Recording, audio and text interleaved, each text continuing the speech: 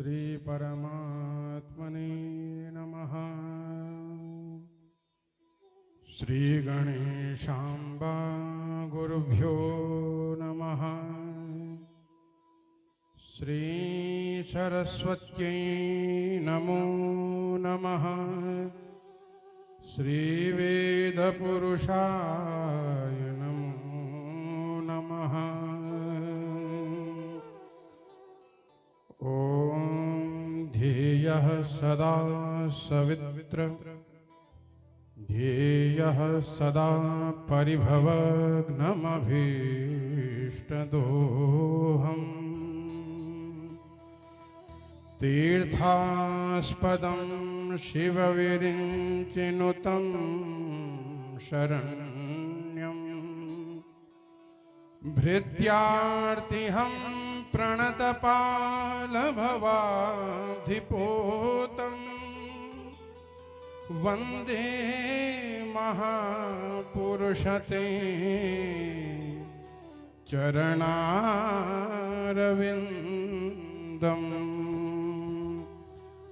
वन्दे महापुरुषते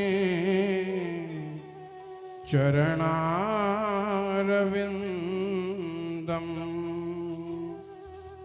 आद्यन्तमङ्गलमजातसमानभावम्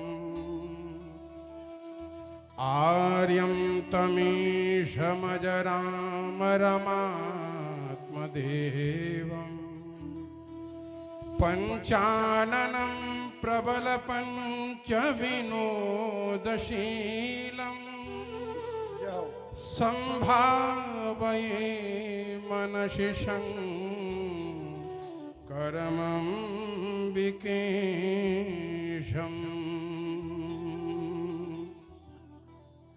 कर्पूरगौरं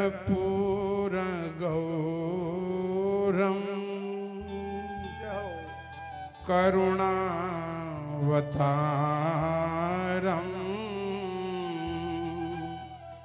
संसारसारं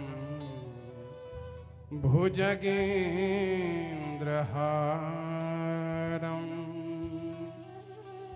सदा वसन्तं हृदयारविन्दे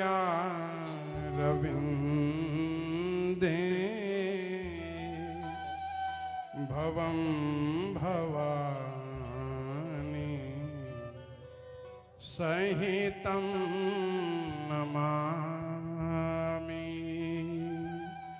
भवं भवानि सहितं नमामि।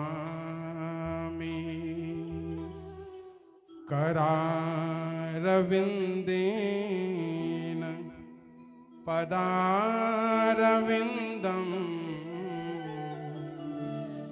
मुखारविन्दे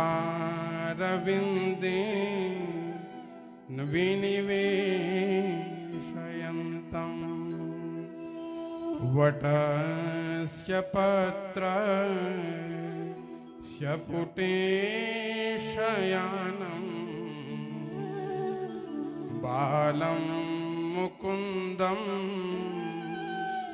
मनसा स्मरामि।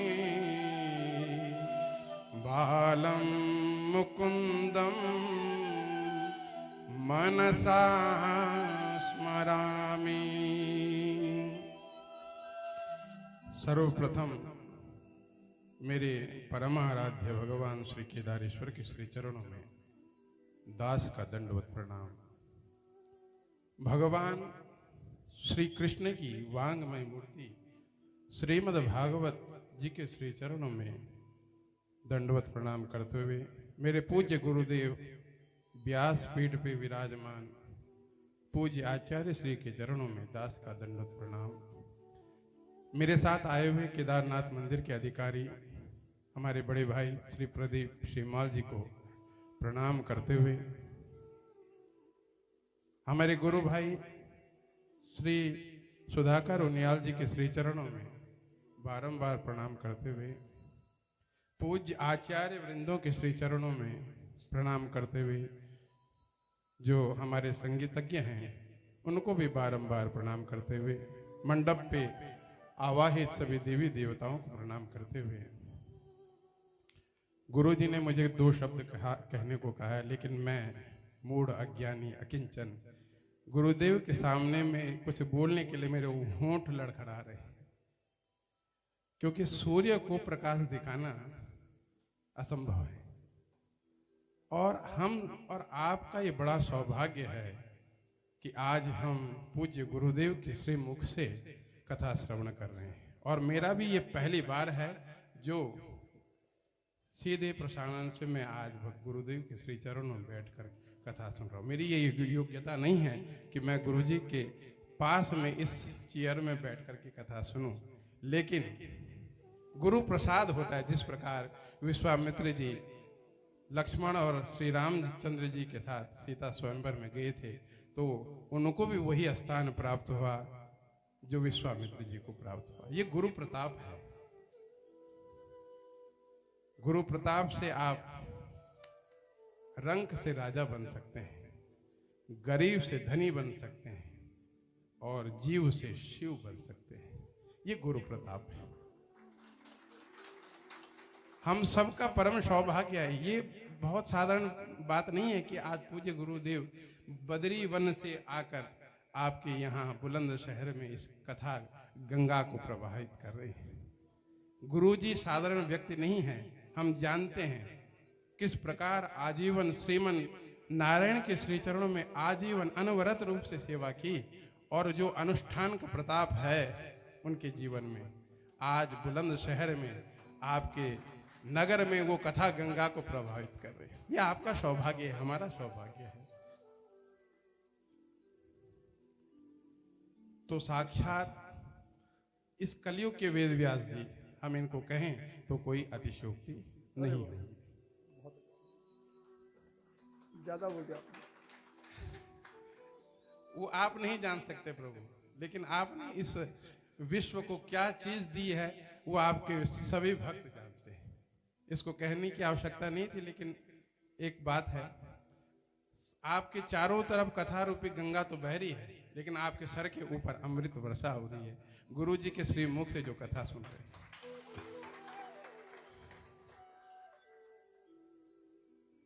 तो सभी आप लोगों से निवेदन कि कुछ ना कुछ, देखिए मैं कभी भी कहीं कहने का मुझे अवसर प्राप्त होता है तो मैं ये बात अवश्य कहता हूँ, कथा में बैठना उतना महत्वपूर्ण नहीं है जितना कि कथा को अपने जीवन में बैठाना बहुत महत्वपूर्ण है। आप आगे कथा सुनी, यहाँ से सुनी और यहाँ से बाहर, ये नहीं होना चाहिए।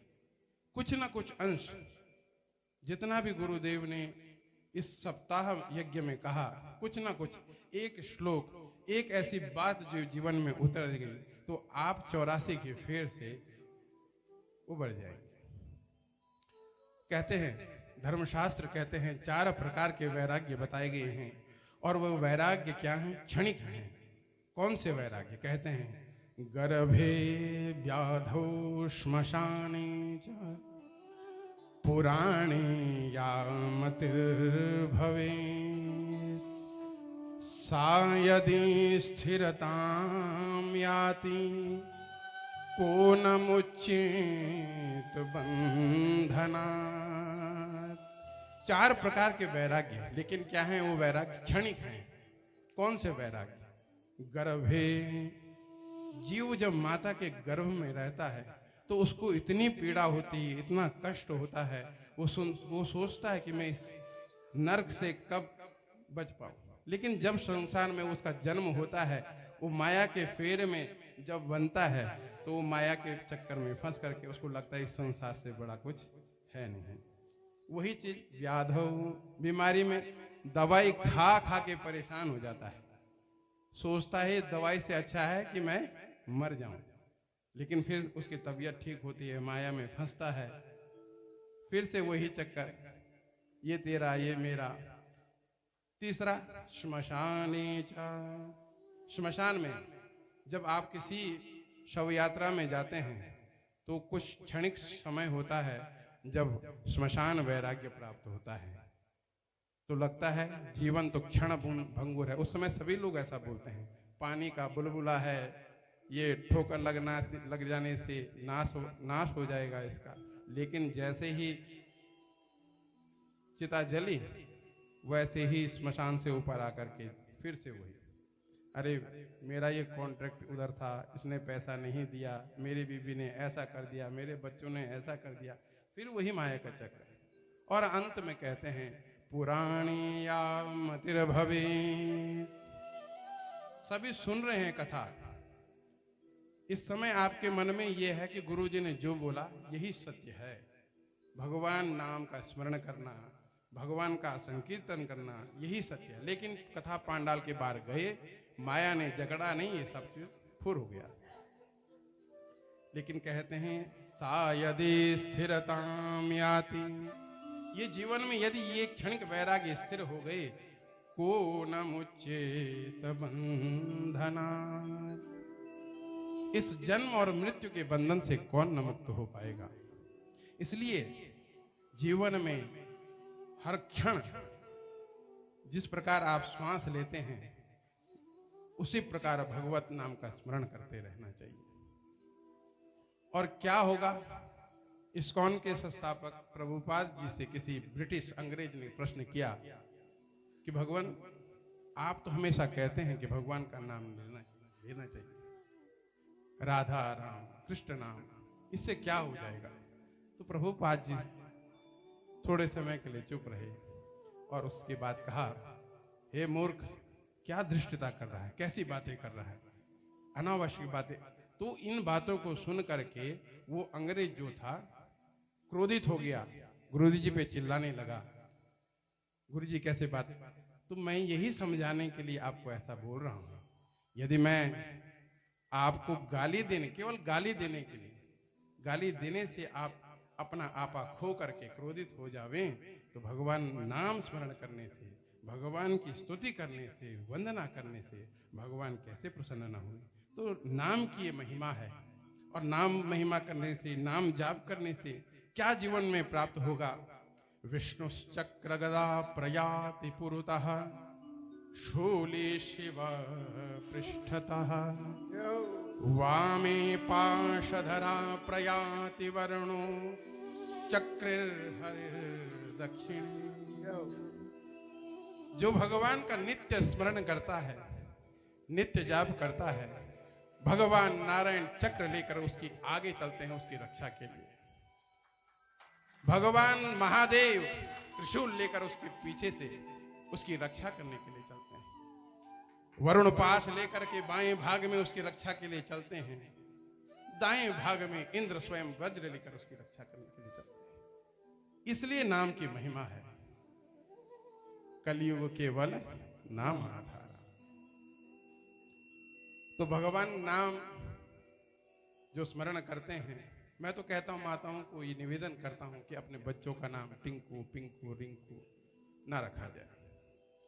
कम से कम ऐसा नाम रखें कि जिससे भगवान का स्मरण हो।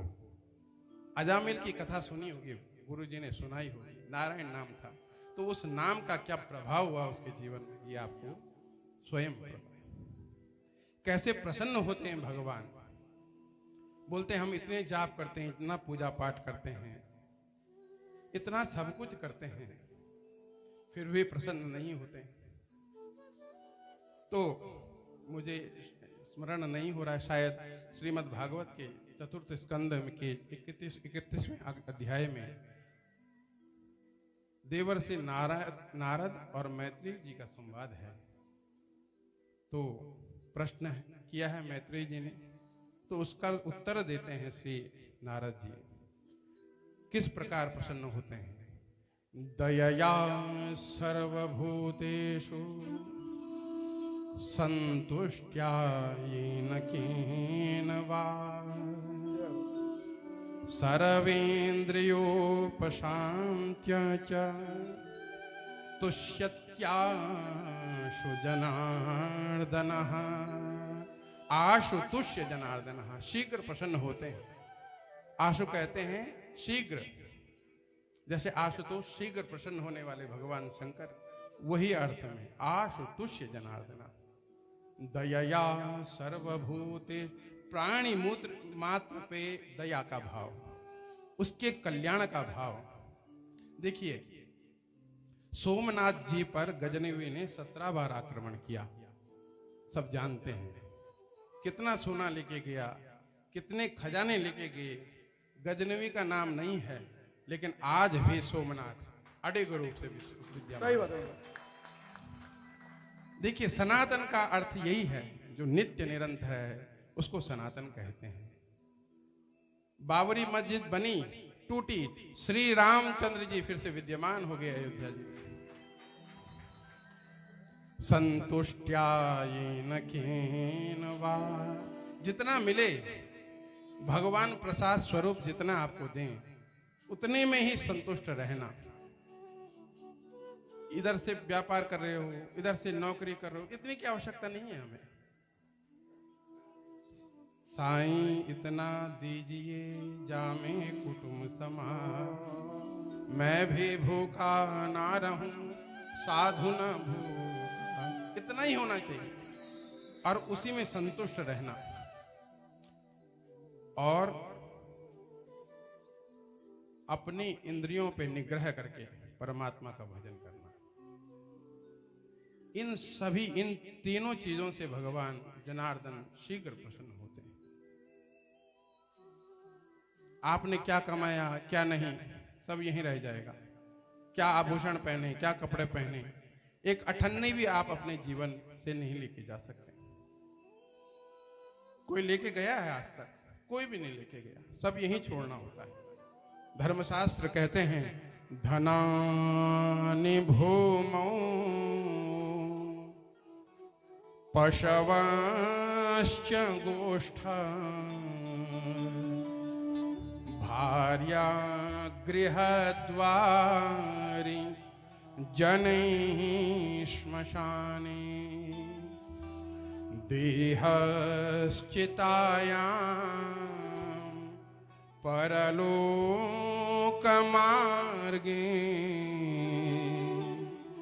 धर्मानुगो गच्छति जीव एकः, धर्मानुगो गच्छति जीव एकः। जितना जीवन में आपने धन कमाया है वो सब यहीं पृथ्वी पर छोड़कर जाना होगा। आपने जितने पशु बांधे हैं सब गोष्ठ में बंद कर रह जाएंगे। आपकी पत्नी आपको घर के द्वार तक ही छोड़ने आएगी। जितने भी सगे संबंधी हैं आपके मित्र हैं, वो सब आपको श्मशान तक ही छोड़ने जाएंगे। यहां तक कि आपकी देह भी आपका साथ केवल चिता तक दे जाएगी। आपके साथ क्या जाएगा? कभी विचार कीजिएगा, जाएगा तो क्या जाएगा? धर्मानुगो गच्छति जीव एकः। जितने भी आपने पुण्य के कार्य किए हैं, धर्म के कार्य किए हैं, वही आपके साथ जाने वाले हैं। जैसे यजमान परिवार ने आज यहाँ पे अपने कुल का उद्धार तो किया ही किया। सतरति सतरति सलोकांश तारयति, अपने आप तो तरते ही हैं, लेकिन समस्त लोक के कल्याण को करने का कार्य भी वो करते हैं। यजमान ने अपने पिछली 7 कुल का उद्धार, अगले 7 कुल का उद्धार तो कर दिया, लेकिन यहाँ पे तमाम आप जैसे भक्त वृंद यहाँ पे आए हैं, उनका भी कल्याण सुनिश्चित। तो यजमान परिवार धन्यवाद के पात्र हैं। जो आपका ये भगीरथ प्रयास है, वो भगीरथ अलग थे और आज के भगीरथ आप हैं, जो बद्रीनाथ से ये कथा गंगा को बुलंदशहर में आपने बहाया। ये आप धन्यवाद के पात्र हैं, और जिससे आपका भी उद्धार हुआ ही और मुझ जैसे मूर्ख प्राणी का भी उद्धार हो गया। तो इन्हीं 2 शब्दों को मैं अपने आराध्य देव भगवान श्री केदारनाथ जी, मेरे पूज्य गुरुदेव व्यास जी महाराज जी के श्री चरणों में समर्पित करते हुए बोलो केदारेश्वर महादेव की जय बदरी विशाल भगवान की जय श्री श्री अम्बे मातु की जय श्री भागवत महापुराण की जय व्यास जी महाराज की जय सत्य सनातन वैदिक धर्म की जय ओम नमः पार्वती पतये हर हर महादेव। आदरणीय मृत्युंजय जी, आपकी वाणी से निकले भगवान केदारनाथ से लेकर रामेश्वरम तक के मंदिर तरसते हैं और आज आपको साक्षात अपने सामने पाकर हम कृतकृत्य हैं। एक ही श्लोक से हम तर जाते, आपने तो झड़ी लगा दी। आपने कोई कमी नहीं रखी। हमारा पात्र कितना था, कितना समझ पाए हम, अपनी हमारी बात है, लेकिन आपने देने में कमी नहीं की, पूरा पूरा दिया है, जिसके लिए हम 6 दिन से प्रतीक्षा में थे। आपका धन्यवाद। आपके साथ आए मंदिर अधिकारी आदरणीय